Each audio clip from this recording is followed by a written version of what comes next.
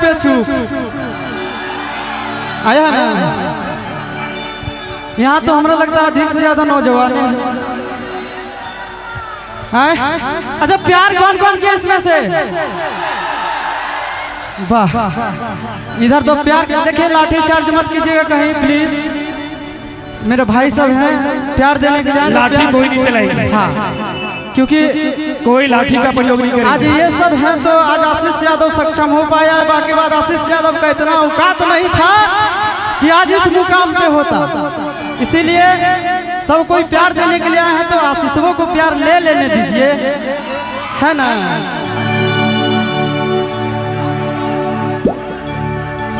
एगो लड़किया से खूब प्यार करे, अब भोरे भोरे है सावन के महीना में लड़किया से लड़का पूछ रहा है कि खूब सोमवारी हो रहा है आजकल, कुछ बात है कि? तो लड़का बड़ा भाव से पूछ रहा है क्या कि अगे भोला के पूजा ही के कराले भोरे भोरे। सुने आप लोग तो हम थोड़ा सा गाना आप लोग पूरा गाइएगा, गाइएगा पक्का ना। कि अगे भोला के पूजा ही के कराले भोरे भोरे, छोड़ा शिव जी से मांगा ही। थोड़ा सा ले ले क्या? हे मास्टर बड़ा मोबाइल में। कि अगे भोला के पूजा ही के कराले भोरे भोरे, आगे भोला के पूजा ही के कराले भोरे भोरे। छौड़ा शिव जी से मांगा ही।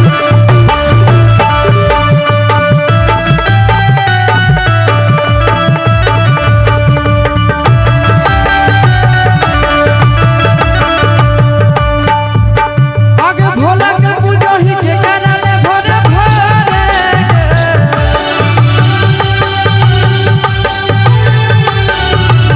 आगे भोला के पूजा ही के कराले भोरे भोरे। छौड़ा शिव जी से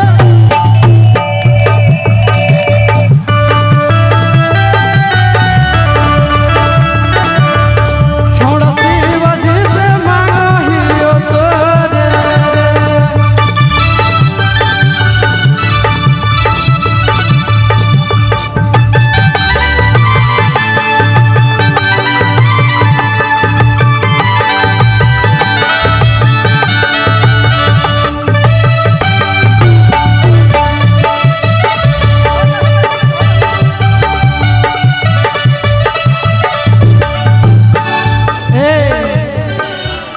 अरे मत कीजिए ऐसे।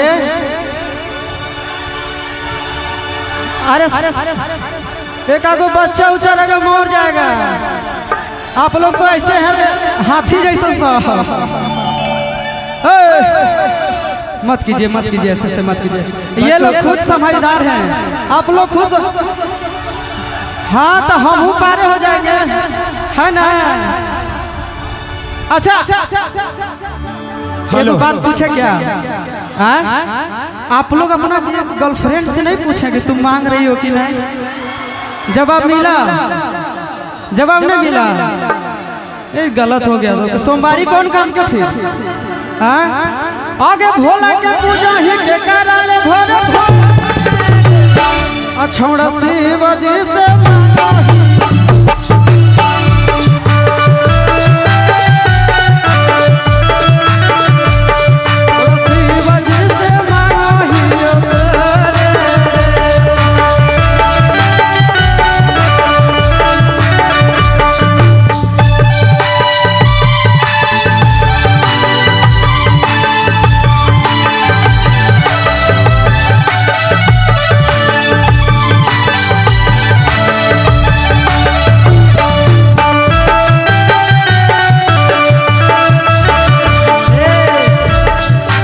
गलत बात। हेलो आप लोग महादेव का भक्त हैं। मत कीजिए मत कीजिए सुनिए ना। हेलो लाठी हटा दो। देखिए आप लोग महादेव का भक्त हैं। महादेव का भक्त है कि नहीं?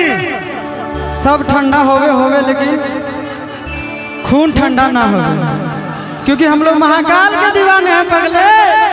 जहाँ जाएंगे वहाँ धोती फाड़ कर रुमाल कर देंगे, है कि नहीं? तो कहना है क्या? अच्छा यहाँ से तो सब हमारा गौरे नजर आ रहे हैं जी। आगे दूल्हा मिला तो तोरा गोरे गोरे, आगे दूल्हा मिला तो तोरा गोरे छोड़ा शिव जी से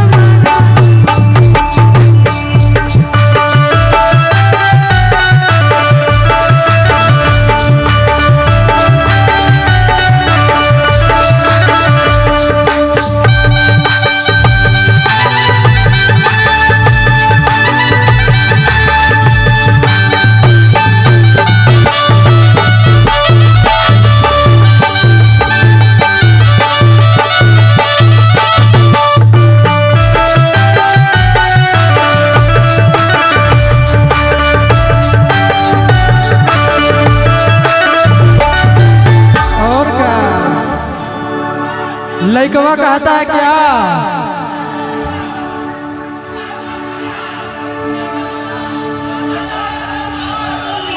कि अगे जे हो तोर सपना पूरा कर दो महादेव।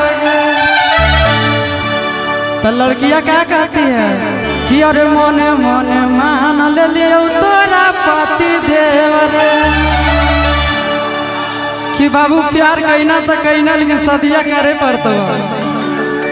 तोरे घर जीवो शादी करके क्या कहना है कि जे हो तोर सपना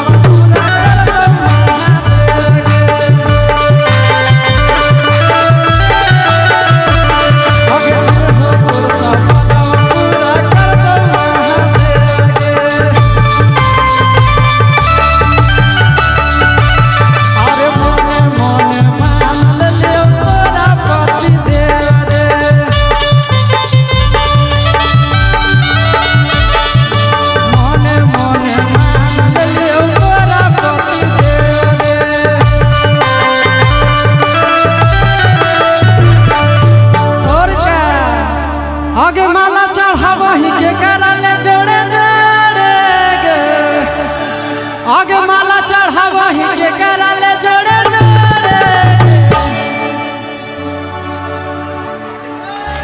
क्या बाबू खूब डांस करने में मन लग रहा है ना? बोलबम जा रही हो? बोलबम किसके साथ? मम्मी को? मम्मी पापा दोनों?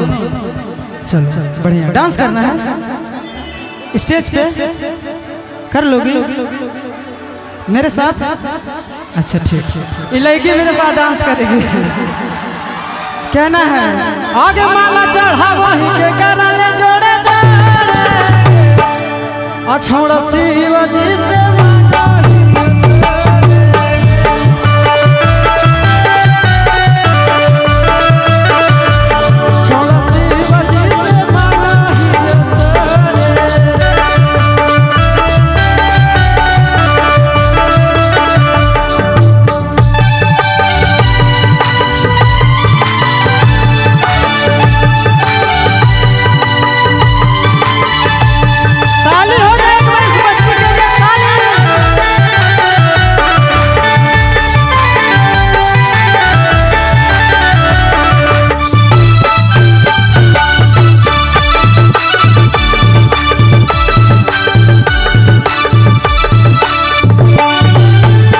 और क्या कि आगे जाइतो नहीं तो पसिया तोर बेकार गेला भरावा। अब श्रद्धा पूरा हो गया? अब हो गया ना बाबू? जाओगे? चलिए इस बच्ची के लिए एक बार जोरदार ताली बजाइए। हर हर महादेव।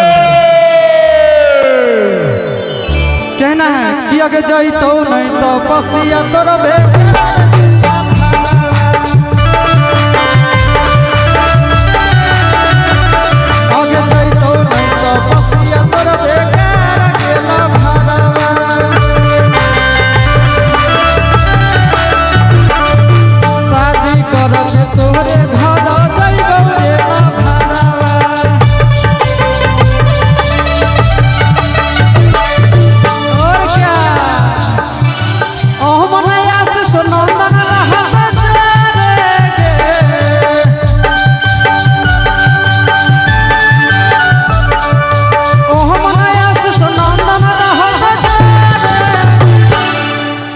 छोड़ शिव जी से मांगा